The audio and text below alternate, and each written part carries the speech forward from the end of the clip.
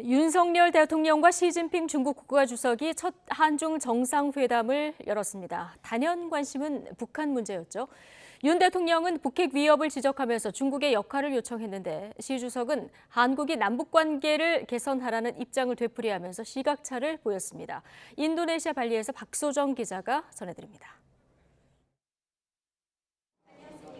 G20 정상회의를 계기로 회담장에서 처음 마주 앉은 윤석열 대통령과 시진핑 중국 국가주석.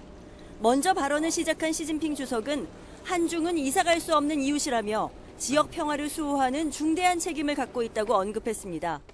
在维护地区和平、促进世界繁荣方面负有重要责任，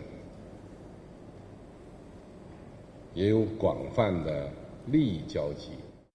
윤 대통령은 성숙한 한중 관계를 위해 협력할 것이라며 국제사회의 자유, 평화, 번영을 추구하는 데 있어서 중국의 역할을 강조했습니다.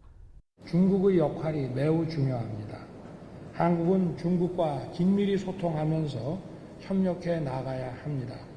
이것이 양국의 공동 이익에 부합하는 것입니다.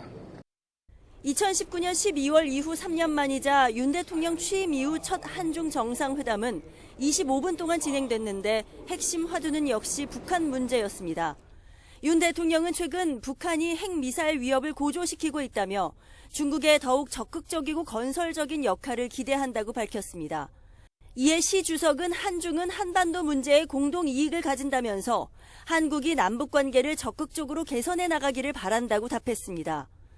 윤석열 정부의 대북 정책인 담대한 구상에 대해선 북한이 호응한다면이라고 전제한 뒤 잘 이행되도록 협력하겠다고 언급했습니다. 시 주석은 전날 열린 미중 정상회담에서도 북한의 합리적 우려를 균형적으로 해결해야 한다는 기존 견해를 되풀이하며 북한을 감쌌는데 이 연장선이라고 볼 수 있습니다. 이와 함께 윤 대통령이 한중 간 고위급 대화를 정례적으로 추진하자고 제안하자 시 주석은 공감을 표하면서도 민관 협의체인 1.5 트랙 대화체제 구축을 제시했습니다.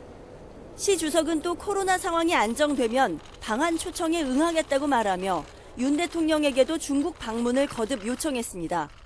이번 동남아 순방에서 막판에 한중 정상회담까지 성사되면서 윤 대통령은 주요 3국 모두와 잇따라 회담하는 굵직한 성과를 남기게 됐습니다. 인도네시아 발리에서 YTN 박소정입니다.